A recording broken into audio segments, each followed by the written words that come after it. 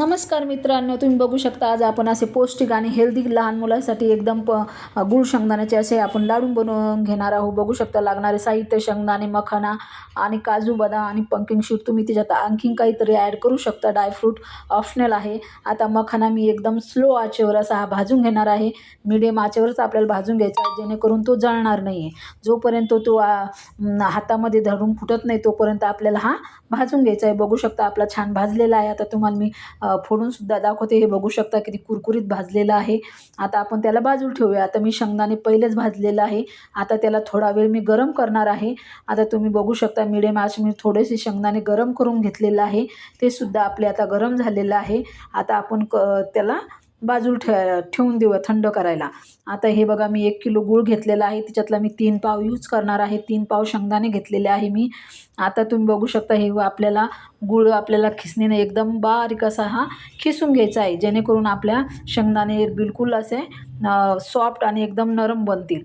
तुम्ही बघू शकता हे गूळ मी खिसून घेतलेला आहे। आता आपण त्याचे पूर्ण आता शेंगदाणे वगैरे काढून घेऊया। आता हे मखाना मी घेतलेला आहे, तो मखाना आपल्याला बारीक करून घ्यायचा आहे, ग्राइंड करून।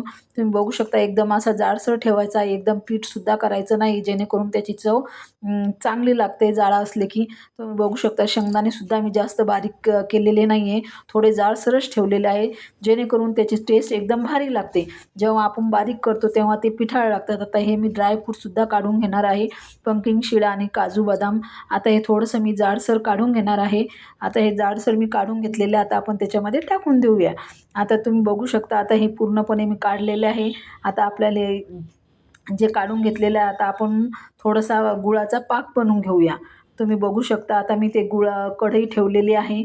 आता त्याच्यामध्ये आपल्याला काहीतरी 2-3 चम्मच पाणी घालायचं आहे, जेणेकरून आपला तेव्हा आपण गुळाचा पाक बनवू तो खराब होणार नाही, लाल होणार नाही। तुम्ही बघू शकता असा आपल्याला हा पाक बनवून घ्यायचा आहे, एकदम मिडियम आचेवर, जास्त वेळ बिलकुल होऊ द्यायचा नाही आहे। तुम्ही बघू शकता मी एक मोठ्या ताटामध्ये पूर्ण बेटर काढून घेतलेलं आहे। आता आपण छान त्याच्यावरती पाक टाकून देऊया। आता पाक गरम असल्यामुळे आपल्याला हे असं चमच्यानं पूर्णपणे हलवून घ्यायचं आणि थोडा वेळ आपल्याला याला थंड होऊ द्यायचं आहे काढून घेऊन। आता तुम्ही बघू शकता याला आता छान असं मिक्स करून घ्यायचं आहे। आता एकदम आता त्याला थंड झाल्यानंतर आपण त्याचे लाडू बांधून घेऊया। बघू शकता तुम्ही छान लाडू बांधून झालेले आहे। ही रेसिपी आवडल्यास लाईक सबस्क्राईब करायला